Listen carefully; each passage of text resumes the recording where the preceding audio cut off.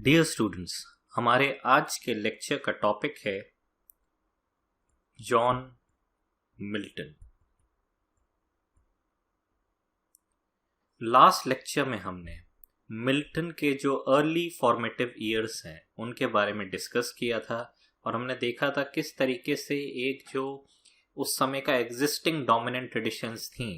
Metaphysical poet या cavalier poets, उन दोनों ही ट्रेडिशंस को छोड़ के एक अलग तरीके से लिखने का और उस समय के जो रिलीजियस पॉलिटिकल डिबेट्स हैं उनमें एक इंटरवेंशन हम देखते हैं जॉन मिल्टन द्वारा किया जाता है। इससे पहले हम देखेंगे कि इस टाइम पीरियड में हमने जितने भी पोएट्स को डिस्कस किया है, राइटर्स को डिस्कस किया है,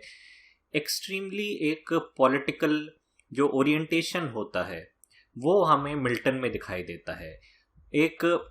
हम जो कह सकते हैं कि आज के टाइम में जो एक हर कोई एक पॉलिटिकल मोटिवेशन के साथ जीता है और हर किसी का एक पॉलिटिकल स्टैंड क्लियर होता है, वो हमें मिल्टन के वर्क्स में दिखाई देता है। इसलिए कहीं ना कहीं जो यूनिकनेस हमें उनके वर्क्स में दिखता है वो उनके पर्सनल, पॉलिटिकल और जो लाइफ में धीरे धीरे करके जो चेंजेस आते हैं उनका इंटेलेक्चुअल ग्रोथ या डेवलपमेंट हम कह सकते हैं, या चेंजेस जो हम कह सकते हैं, वो हमें उनके लिटरेचर में दिखाई देता है। तो सबसे पहले हम शुरुआत करते हैं जब उन्होंने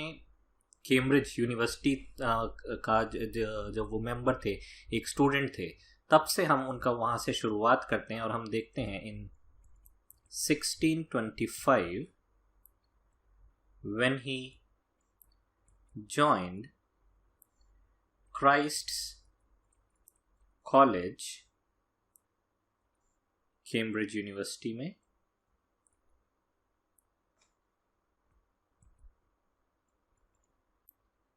he was shocked to find the scholastic debates held on trivial subjects। तो ये उनका हम कह सकते हैं एक जो यूथ का एज अ स्टूडेंट जो उनका इंटरवेंशन है, जो उनका पोइट्री के थ्रू, एक आर्ट के थ्रू, लिटरेचर के थ्रू जो वो पॉलिटिकल इंटरवेंशन करते हैं, जो उस समय के रिलीजियस डिबेट्स हैं, स्कोलास्टिक डिबेट जो यूनिवर्सिटी के अंदर होते हैं, जिस तरीके का करिकुलम और लेक्चर जिस तरीके के डिलीवर होते हैं, उनके खिलाफ हम देखते हैं उनका शुरुआत से ही एक रिजेंटमेंट हमें दिखाई देता है। ही अटैक्ड, और इसी के चलते हम देखते हैं he attacked the scholastic philosophy and barren disputes in the curriculum of Cambridge, for which, और इस कारण से जो उन्होंने अटैक किया उस समय का जो करिकुलम में स्कोलास्टिक फिलॉसफी जो सिलेबस में है, उसको अटैक करते हुए, उन डिस्प्यूट्स को अटैक करते हुए हम देखते हैं उनके ऊपर जो इसका रेपरकशन आता है, for which he had to face rustication from the university in second year of his college. तो ये हम देख सकते हैं शुरुआत से ही मिल्टन का जो पूरा लाइफ रहा है, कहीं ना कहीं एक रेबेलियस लाइफ उन्होंने जिया है। अपने आइडियाज़ को उन्होंने खुल के एसर्ट किया है। कहीं भी हम देखेंगे कि एक जो प्रेशर में या एक दबाव में आके या एक डर से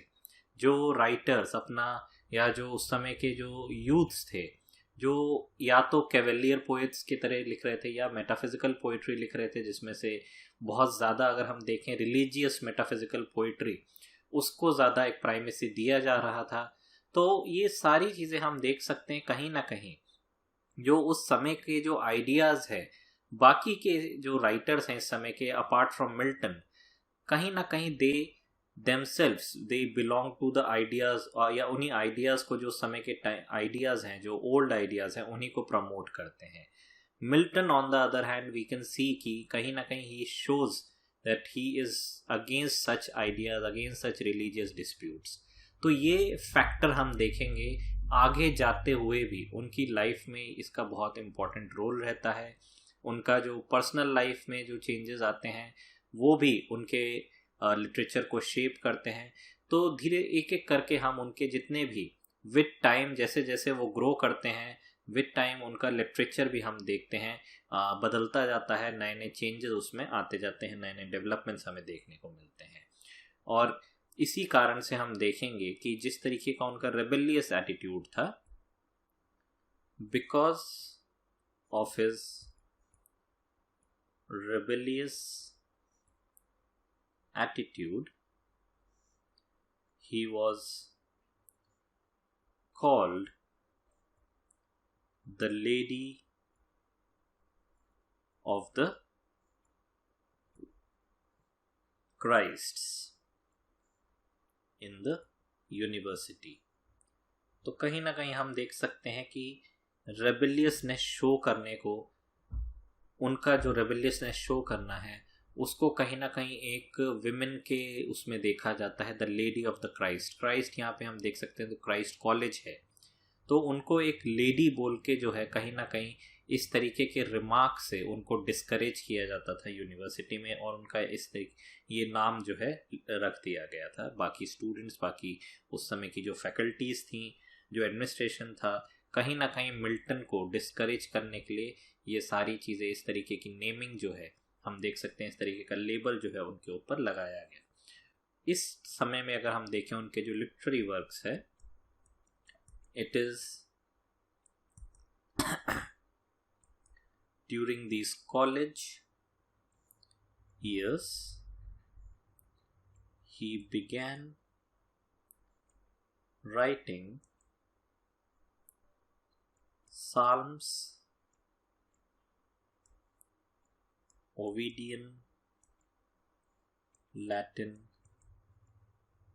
elegies and verses.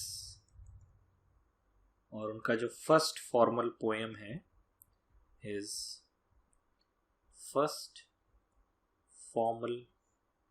poem in English is titled Ode on the Death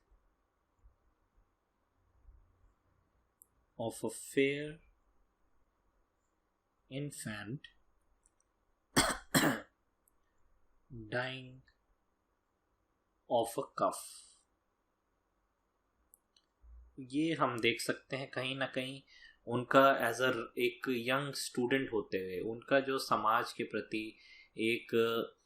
जो, जैसा कि हम आज के टाइम में या किसी भी एज में अगर यूथ को देखा जाए तो यूथ जो है समाज को लेके जो उसकी सोच होती है, समाज को लेके जो उसकी एक सेंसिटिविटी होती है, वो हमें देखने को मिलती है. वही सेंसिटिविटी हमें जॉन मिल्टन के शुरुआती वर्क, जो उनका सबसे पहला फॉर्मल पोएम है इंग्लिश लैंग्वेज में, वो हम देख सकते हैं कहीं ना कहीं एक ओड की तरह एक देखा जा सकता है कि एक सिंपथी, एक सेंसिटिविटी जो शो करते हैं एक बच्चे के लिए, एक इन्फेंट के लिए. ये सारी चीज़ें हम देख सकते हैं कहीं ना कहीं इस पोएम में, जो उस समय का जो उनका खुद ने एक अपना ट्रेडिशन, जो उस दौर की ट्रेडिशंस को रिजेक्ट करते हुए अपने तरीके से जो एक लिखने की कोशिश की थी, उसमें हम देख सकते हैं ही used both classical mythology and Christian